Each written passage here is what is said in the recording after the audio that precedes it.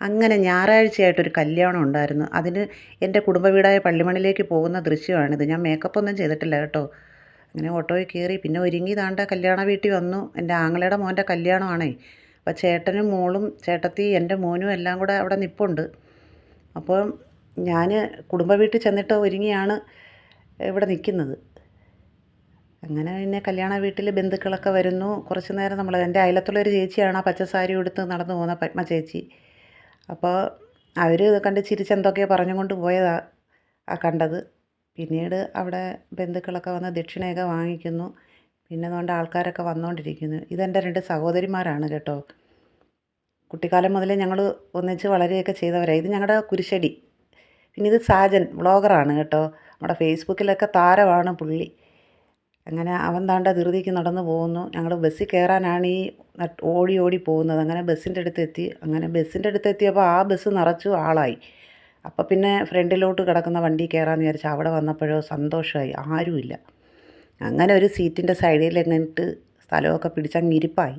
എന്തിനാണെന്നാ, അവിടെ ഇരുന്നാലും ഉറക്കം വരുവാണെങ്കിൽ ചാരി ഇരുന്ന് ഉറങ്ങാമല്ലോ, പിന്നെ സ്ഥലവും കാണാം.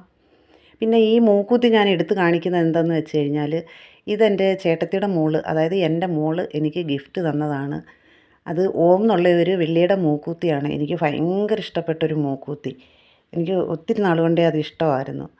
അങ്ങനെ പിന്നെ യാത്ര തുടരുകയാണ്. യാത്ര ഇങ്ങനെ കുറേ കൊണ്ട് പോകാൻ. അങ്ങനെ ആയൂർ ഒരു പള്ളിയാണ് ആ കാണിച്ചത്. അത് കഴിഞ്ഞ് നമ്മൾ പുനലൂരെത്തി. ഓഡിറ്റോറിയത്തിൻ്റെ മുന്നിൽ ബസ്സിനകത്ത് നിന്ന് ഇറങ്ങുന്നതാണ് ഈ കാണുന്നത്.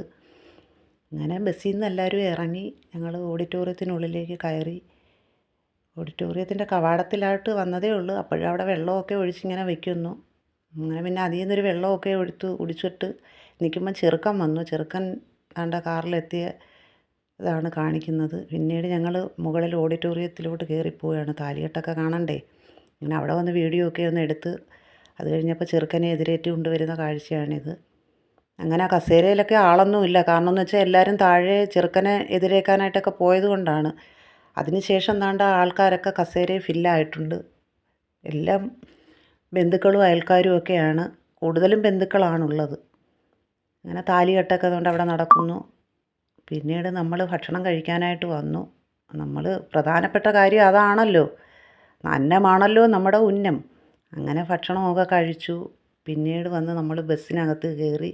അപ്പോൾ എൻ്റെ അയലത്തുള്ള ഓമനയമ്മയാണ് ആ ഇരിക്കുന്നത്. അങ്ങനെ പിന്നെ തിരിച്ച് വീട്ടിലേക്ക് പോരുന്നു. അത് കഴിഞ്ഞിട്ട് ഞങ്ങൾക്കൊരു പാല് കാച്ചുണ്ടായിരുന്നു രാത്രിയിൽ. പിന്നെ അതിനും പോയി. അങ്ങനെ ആ വീട്ടിലെ കാഴ്ചകളാണിത് കേട്ടോ. നല്ല ഭംഗിയുള്ളൊരു വീടായിരുന്നു. അത് ആദ്യം പാല് കാച്ചൊക്കെ നടക്കുമ്പം